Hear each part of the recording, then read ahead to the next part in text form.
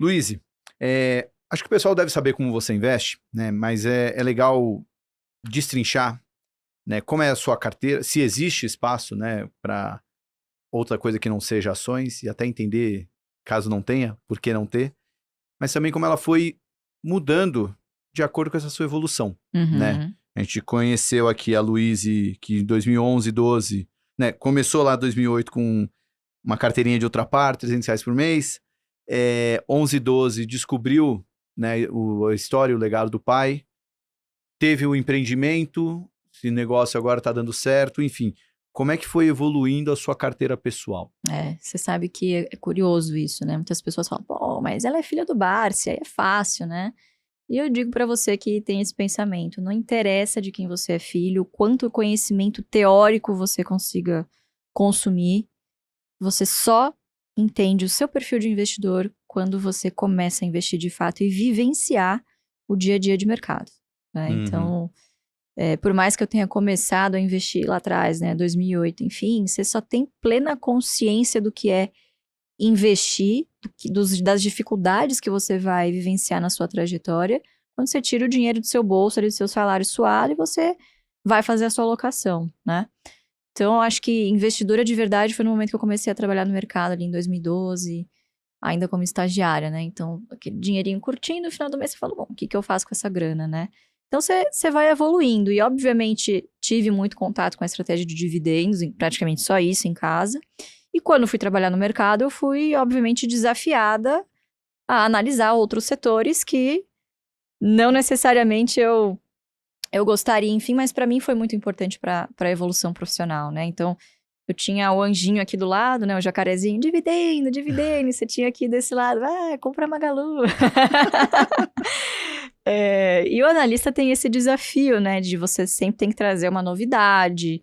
Você tem que trocar, fazer uma oxigenação de carteira vez ou outra, senão o seu cliente começa a reclamar, pô, não tô trabalhando, é sempre Uhum. a mesma ação aqui, o negócio não sobe, né? Quero outra oportunidade.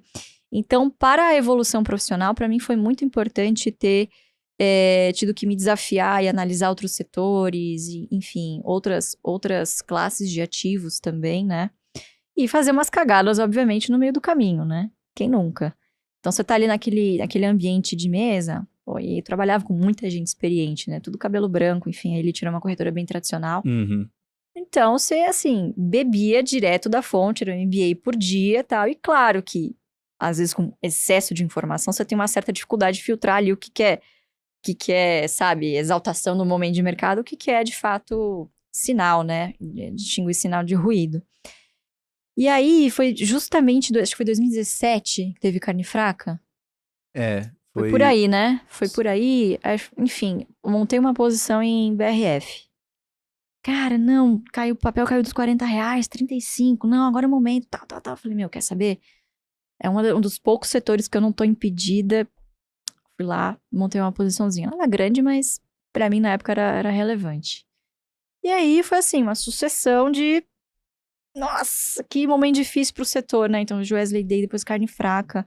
E o papel caindo. E eu fazendo preço médio. Preço médio é Médio. maravilhoso. Aí, quando chegou no momento que eu falei, cara, ou eu arranco esse band-aid logo e assumo que eu cometi um erro, porque eu tô comprando só pra fazer o preço médio, mas assim, eu nem gosto do setor, sabe? Eu só comprei ali porque, pô, achei que já tinha caído demais, Uhum. sabe? Você cai nessas falácias mesmo sendo alguém de mercado. E aí, acabei arrancando o band-aid, tirei da carteira e foi a melhor decisão possível, né? Realmente, assim, pô, segue a sua estratégia que é devagar e sempre, né? Às vezes, quando a gente se desvia do caminho e tenta dar essas porradas, é quando as maiores decepções acontecem, Uhum. né? Então, fui, como é que eu vou dizer assim? O mercado foi testando a minha fé na estratégia e todas as vezes que eu passava, eu cometia um erro, poxa, eu chegava à mesma conclusão. Cara, meu pai tem razão. O caminho é esse daqui. Para de tentar inventar a roda, né? Que a gente tava brincando no começo, né? Nos bastidores. A gente, quando faz economia, cara, se forma achando que é Deus. Aí você tira o CNP e você tem certeza absoluta que você tem o poder de prever o futuro com muita certeza, né? E aí você chega na realidade e vê que é um Uhum. pouquinho diferente, né? É muito louco isso, porque só sentindo na pele para Cara, aprender, né? Acho só que muita sentindo gente na vai pele. ouvir isso aqui e não vai conseguir absorver tão bem quanto perder na pele. Por isso que eu ouço tanta gente falar, pô, mas fulano tá falando aquilo lá na internet, e aí a pessoa vai, segue, perde um dinheirão.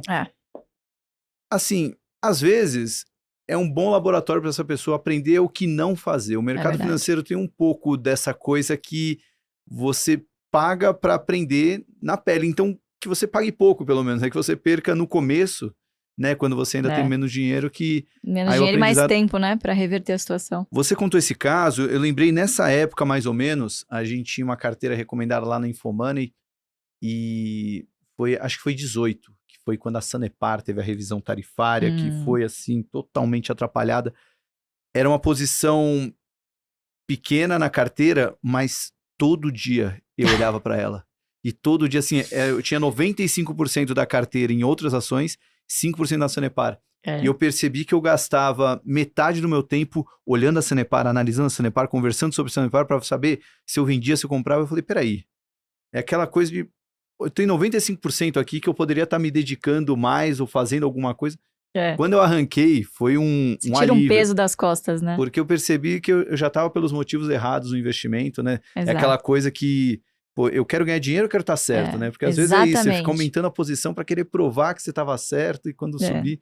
Enfim, tem um MBA de finanças comportamentais em cada perda. E assim, a perda ela dói muito mais do que o ganho, né? O ganho é legal, você tem ali um ganho marginal ali, né, de felicidade e tal, mas é muito momentâneo, né? Agora a perda, você fica remoendo, cara, você fala, puta, por que eu não vendi antes, cara?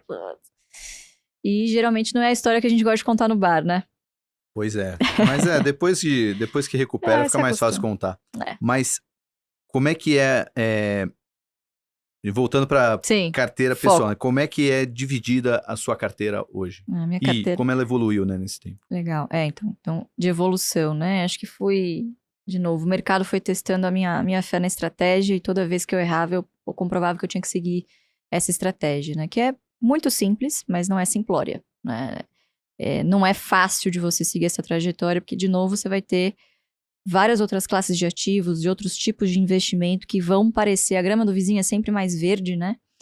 E é difícil você se manter consistente, né, num mercado como esse, mas basta você se lembrar da equação mais importante que você aprende na escola, que é a de valor futuro, né? Então, o valor futuro, ele depende...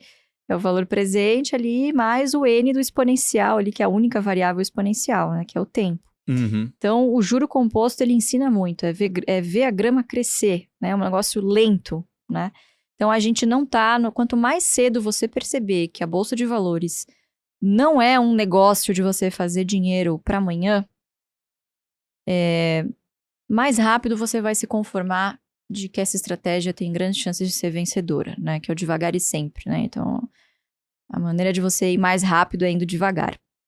Então, me conscientizei disso e, cara, sigo muito fielmente a estratégia, né? Falando de alocação, isso vai mudando conforme momentos de mercado, enfim. Mas nem considero reserva de emergência, investimento. Tá lá, tá na renda fixa e tento deixar pelo menos ali uns 6 meses de custo fixo para qualquer eventual emergência, né? Mas falando de alocação, hoje tô com muito mais caixa do que eu gostaria, uns 15% de caixa na carteira.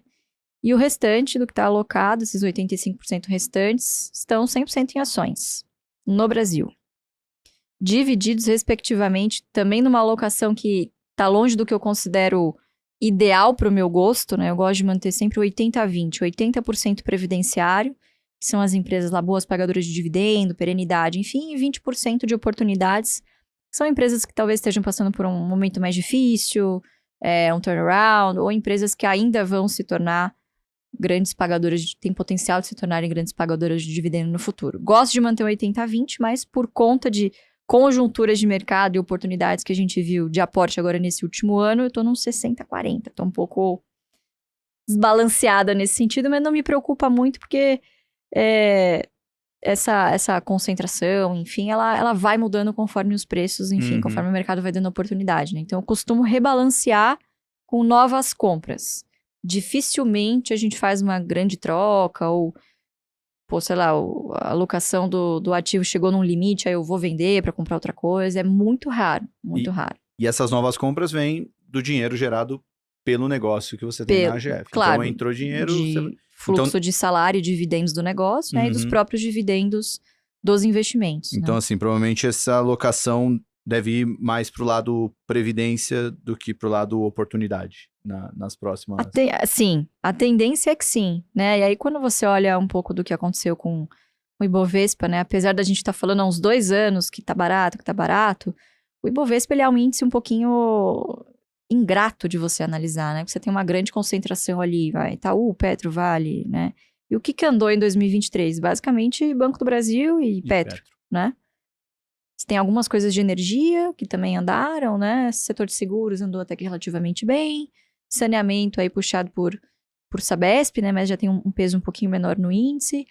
Então, sobraram algumas coisas ali para aportar de oportunidade, né? Alguns segmentos que ainda vão se beneficiar muito provavelmente com queda de taxa de juros, empresas um pouquinho mais alavancadas, né? Então, uma Cosan, por exemplo, que eu aportei bastante em 2023. Taurus, que sofreu bastante com a conjuntura doméstica, né? Um pouquinho mais desfavorável, não tão pró-armamentista, né? Como era o governo anterior. Então, cara, o mercado vai te dando as oportunidades, você tem que ter a coragem de apertar o botão no momento em que as coisas estão na sua cara, mas é muito difícil de você enxergar, né? Entendi. Então, esse aumento desse lado de oportunidade é porque... Exatamente. Seria muito mais porque essas teses ainda não se materializaram do que... Ficaram um pouco para trás, vamos dizer assim. Ainda não andaram. Então, é o momento que você tem que comprar, né? E aí acontece de vez em quando de dar uma desbalanceada na carteira, mas tô com bastante caixa. Então, a hora que as previdenciárias realizarem aí, o jacaré vai fechar a boca.